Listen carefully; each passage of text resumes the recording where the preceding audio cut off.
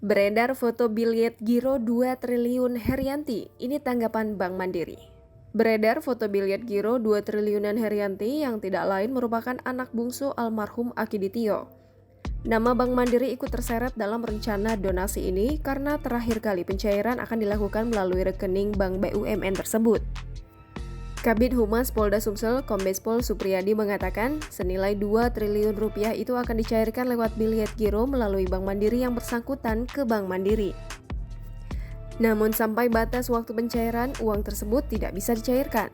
Tribun Sumsel melakukan penelusuran nomor rekening atas nama Herianti dan Heni Kresnowati tersebut. Keduanya nomor rekening itu valid.